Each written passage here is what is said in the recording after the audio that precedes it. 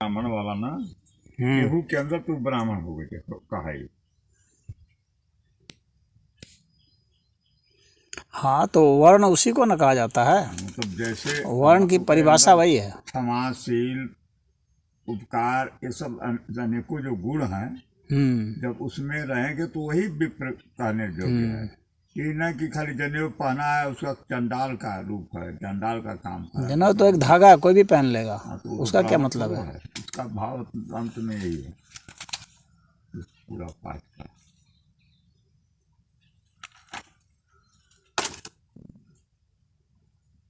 क्षमा भाव होना चाहिए, जो दया भाव होना चाहिए, हमको कि श्री सत्य बुद्धि बदल देता तो हम जानते कि बाहर सृष्टि में कोई है ऐसा, तो हम कुछ आदमी को बेवकूफ किसी को देखे ही नहीं। सत्य वचन जो बोलता हो, अहिंसा। महात्मा बुद्ध ने ब्राह्मण के ऊपर बहुत ही ज़्यादा कहा है। मुझे लगता नहीं है कि ब्राह्मण के विषय में जितना उन्होंने कहा उतना और किसी ने कहा है।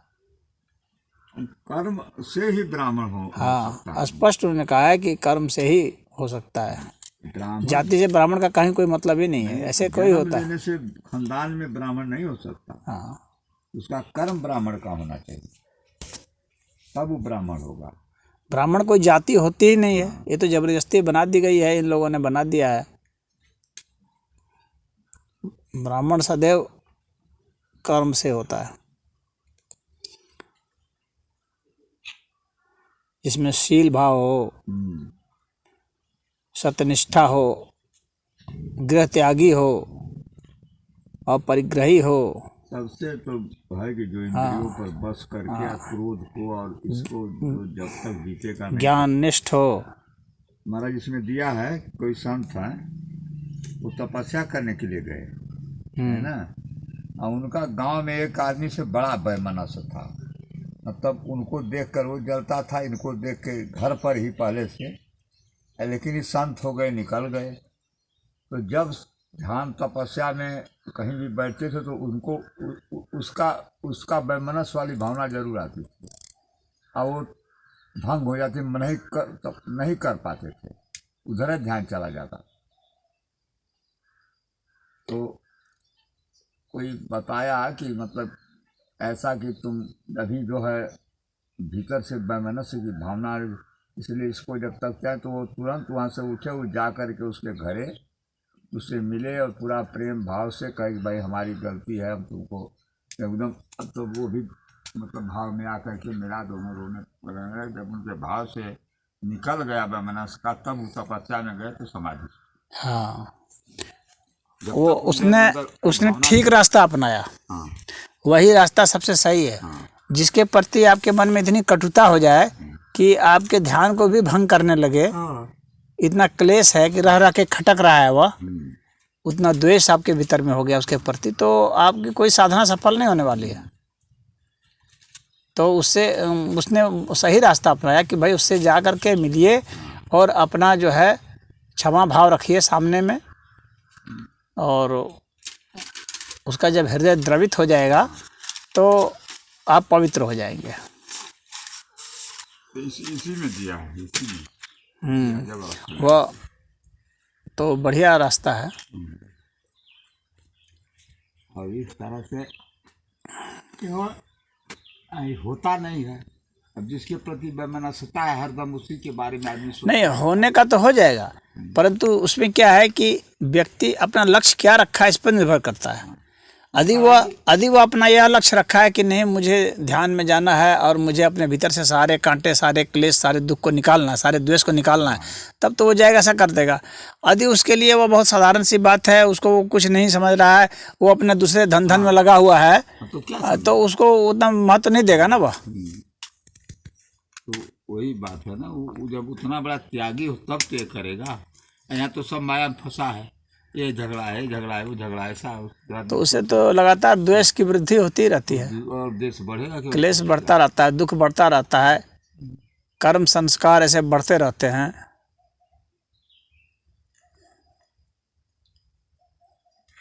तो आप जो उसका वो कह रहे हैं कि श्रीकांत को कोई वो कर दे, पंडित जी, हर कोई अपने जो कर्म है ना, अपना जो भोग है उसको लेकर चलता है। जिंदगी के किसी के कर्म कैसे हैं, कैसे अच्छा है, कैसा उसका विकास है, हमको तो एक तो बात वो तो लगातार पता चलता जो- रहेगा जो और अपने आप ही सुधार तुलसीदास जो लिखते करेंगे। हैं कि मतलब कलयुग में ऐसे लड़के होंगे, नारी का प्यारा होंगे, ससुराल को, तो सही बात है, ज्यादातर ही हो गया। कलयुग की बात नहीं है ये तो यहाँ एक झूठ मूठ का एक युग लगा दिया गया है, पूछ है। ये तो हर समय सदा सदै रहा, जब से मानव है हाँ धरती में। और मानव ही क्या है, कोई भी जो प्राणी है उसमें आप देखेंगे कि वो जो है नर है मादा के पीछे पड़ा हुआ है, चाहे वो गाय भैंस वाला मामला हो, चाहे वो कुत्ता बिल्ली वाला हो, चाहे वो चूहा का हो, चाहे कोई चीज का हो, मच्छर का हो, सब में तो ऐसे ही बात रहेगी। तो वह तो एक प्राकृतिक आकर्षण है, वो ऐसा नहीं है कि ये कलयुग आ गया तब ऐसा हो गया, और किसी युग में ऐसा नहीं था। वो ऐसा नहीं, लिखे हैं जैसे तुलसीदास जी की कलयुग में लोग वो युग को दोष दे रहे हैं। माता पिता को ऐसा करेंगे, ऐसा करेंगे, ऐसा करेंगे। युग का दोष नहीं है, व्यक्ति की मानसिक अवस्था का दोष है, उसकी बौद्धिक अवस्था, उसकी उसी भावनात्मक अवस्था का दोष है। उसको आप युग के रूप में समझ सकते हैं कि हमारी जब यह अवस्था है तो हम इसको कलयुग कह लें, इस तरह से युग को परिभाषित कर सकते हैं। ऐसा कोई ऐसा कालखंड नहीं रहा है मानव इतिहास में जब मनुष्य इतना पूरा समुदाय इतना पवित्र था, शुद्ध था कि इस तरह की बातें उठती ही नहीं थी, ऐसे छल प्रपंच होते नहीं थे, धोखाधड़ी नहीं होती थी, मारपीट नहीं होती थी, गाली गलौज नहीं होते थे, या काम वासना नहीं उभरती थी। तो ऐसा नहीं, ऐसा अगर होता तो हम लोग तो जन्मते ही नहीं, हम लोग आते कहाँ से? हम लोग काम वासना से ही ना उत्पन्न हुए हैं। पूरा मानव समाज कहाँ से आया है?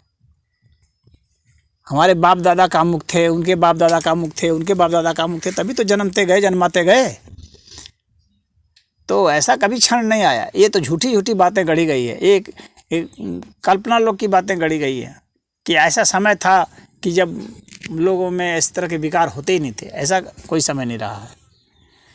हाँ, ऐसा व्यक्ति में तो समय हो सकता है, किसी व्यक्ति के भीतर में, एक व्यक्ति के भीतर आ सकता हाँ, ऐसा व्यक्ति के भीतर आ सकता है कि उसमें वह काम वासना उस समय ना रह जाए, तो उस क्षण को वह सत्ययुग कह सकता है अपने लिए। लेकिन पूरे मानव समाज ऐसा चला जाए, ऐसा दौर कभी नहीं आया इतिहास में, कभी हम लोग को नहीं मिलता। रावण का समय देख लीजिए, त्रेता का, चाहे हरिश्चंद्र का जमाना देख लीजिए, उसमें भी आप पाएंगे कि ऐसे ही छल कपट प्रपंच धोखाधड़ी सब कुछ था, लूटपाट हिंसा था, राजा लोग ऐसी मारपीट करते थे। चाहे अब जब गुफाओं में मनुष्य रहते थे उस समय का देख लीजिए, उस समय भी लड़ते थे। तो लड़ते ही थे, जानवरों से लड़ रहे हैं, इससे लड़ रहे हैं, उससे लड़ रहे हैं, आपस में लड़ रहे हैं।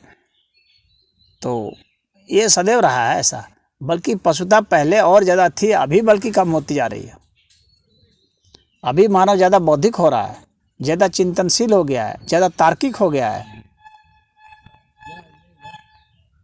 सही गलत को समझ रहा है वो। तो अभी का व्यवहार उसका ज़्यादा विकसित माना जाएगा पहले की अपेक्षा, चाहे वैचारिक हो चाहे भावनात्मक हो। हर स्तर पर मनुष्य ने जो है अपना विकास किया है। विकास होता ही जा रहा हाँ, विकास हो रहा है।